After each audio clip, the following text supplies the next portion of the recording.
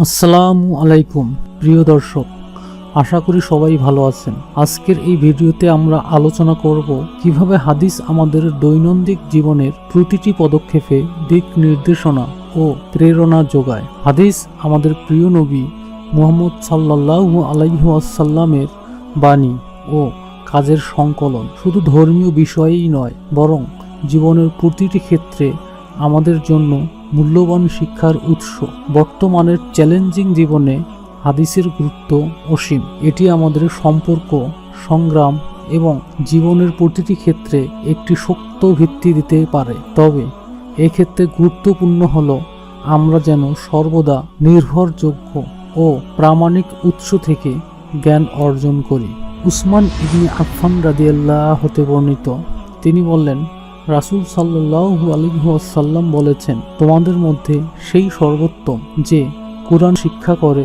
এবং অন্যকে তা শিক্ষা দেয়। সহিহ আল বুখারী 5027। সম্পর্ক পরিচালনা।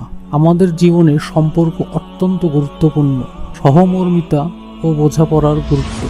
নবীজি আমাদের শিখিয়েছেন অন্যের প্রতি সহমর্মিতা দেখানো এবং বোঝাপড়ার মাধ্যমে সম্পর্ক শক্তিশালী করা। এই বিষয়ে সহিহ মুসলিম শরীফে হাদিস এসেছে। আবু হুরায়রা রাদিয়াল্লাহু আনহু হতে বর্ণিত, তিনি বলেন, রাসূল সাল্লাল্লাহু আলাইহি ওয়াসাল্লাম বলেছেন, তোমরা পরস্পরে ঈর্ষা করো না, ঘৃণা করো না এবং একে অপর থেকে মুখ ফিরিয়ে নিও না, বরং আল্লাহর বান্দারা ভাই ভাই হয়ে যাও। সহিহ মুসলিম 2563। ক্ষমার গুণ। ক্ষমা একটি অসাধারণ গুণ। এটি শুধুমাত্র আমাদের হৃদয়কে হালকা করে না, বরং সম্পর্ককেও শান্তি ও স্থায়িত্ব নিয়ে আসে। এই বিষয়ে সহিহ মুসনাদ আহমদে হাদিস এসেছে। আব্দুল্লাহ ইবনে উমর রাদিয়াল্লাহু আনহু হতে বর্ণিত, তিনি বলেন, রাসূল সাল্লাল্লাহু আলাইহি ওয়াসাল্লাম বলেছেন, তোমরা দয়া করো, তোমাদের প্রতি দয়া করা হবে। তোমরা ক্ষমা করো, তোমাদেরকে ক্ষমা করা হবে। মুসনাদ আহমেদ 5862। পজিটিভ যোগাযোগ বজায় রাখা। ভালো সম্পর্ক বজায় রাখার জন্য ইতিবাচক যোগাযোগ খুবই প্রয়োজন। ঝগড়া বা ভুল বোঝাবুঝি এড়িয়ে চলাই সম্পর্ক টিকিয়ে রাখার মূল মন্ত্র। এই বিষয়ে সহিহ বুখারী ও মুসলিম শরীফে হাদিস এসেছে। আনাস ইবনে মালিক রাদিয়াল্লাহু আনহু হতে বর্ণিত, তিনি বলেন, রাসূল সাল্লাল্লাহু আলাইহি ওয়াসাল্লাম বলেছেন, তোমাদের কেউ মুমিন হতে পারবে না যতক্ষণ না সে তার ভাইয়ের জন্য এমন কিছু পছন্দ করে যা সে নিজের জন্য পছন্দ করে। সহিহ আল বুখারী 13। সহিহ মুসলিম 45। সংকটের সময় শক্তি খুঁজে পাওয়া। জীবনে প্রতিটা মানুষকেই কখনো না কখনো কঠিন সময়ের মুখোমুখি হতে হয়। ধৈর্য ও সহনশীলতার শক্তি। কঠিন পরিস্থিতিতে ধৈর্য ধরা ও সহনশীল থাকা আমাদের নবীজির অন্যতম নির্দেশ। এই বিষয়ে সহিহ মুসলিম শরীফে এসেছে। আবু মালিক আশআরী রাদিয়াল্লাহু আনহু হতে বর্ণিত, তিনি বলেন, রাসূল সাল্লাল্লাহু আলাইহি ওয়াসাল্লাম বলেছেন, ধৈর্য হলো আলোর মতো উজ্জ্বল। সহিহ মুসলিম 223। আল্লাহর উপর বিশ্বাস।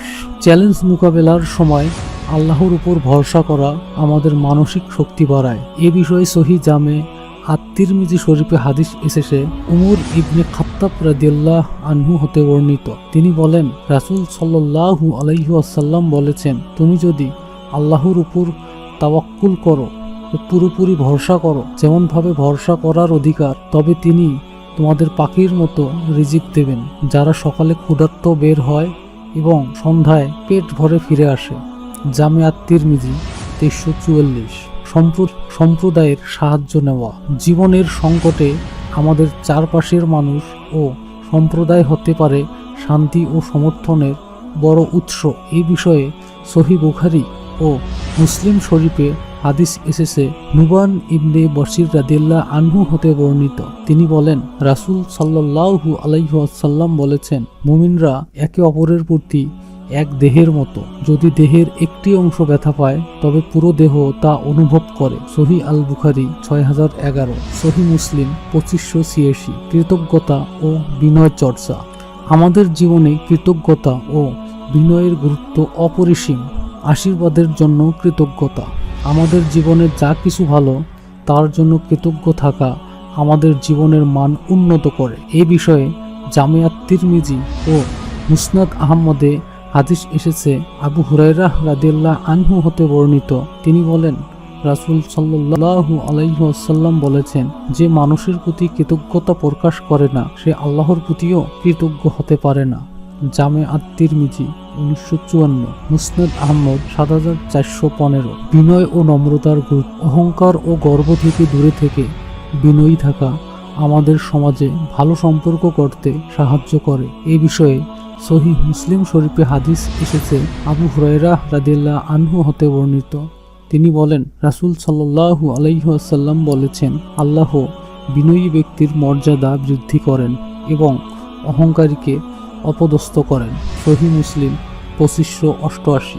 অন্যের প্রতি সহায়তা প্রদান। আমাদের প্রাপ্ত আশীর্বাদ থেকে আমরা যদি অসহায়দের সাহায্য করি তবে তা আমাদের জীবনের প্রকৃত অর্থকে পূর্ণ করে। এই বিষয়ে সহিহ মুসলিম শরীফে হাদিস এসেছে আবু হুরায়রা রাদিয়াল্লাহু আনহু হতে বর্ণিত। তিনি বলেন, রাসূল সাল্লাল্লাহু আলাইহি ওয়াসাল্লাম বলেছেন, আল্লাহ সেই ব্যক্তির সাহায্য করেন যে তার ভাইয়ের সাহায্যে লিপ্ত থাকে। সহিহ মুসলিম 2699। দর্শক, এই ভিডিও থেকে আমরা শিখলাম কিভাবে হাদিস আমাদের জীবনের প্রতিটি ক্ষেত্রে প্রাসঙ্গিক এবং কার্যকর হতে পারে। এটি আমাদের সম্পর্ক, সংগ্রাম এবং জীবনের দিক নির্দেশনা দেয়। আপনাদের সবাইকে অনুরোধ করছি, আপনার জীবনের প্রতিদিনের অভ্যাসে হাদিসের শিক্ষা প্রয়োগ করুন এবং এটি থেকে দিক নির্দেশনা নিন। যদি এই ভিডিওটি আপনাদের ভালো লেগে থাকে তবে লাইক দিন, আপনাদের বন্ধুদের সাথে শেয়ার করুন এবং আমাদের চ্যানেলটি সাবস্ক্রাইব করতে ভুলবেন না।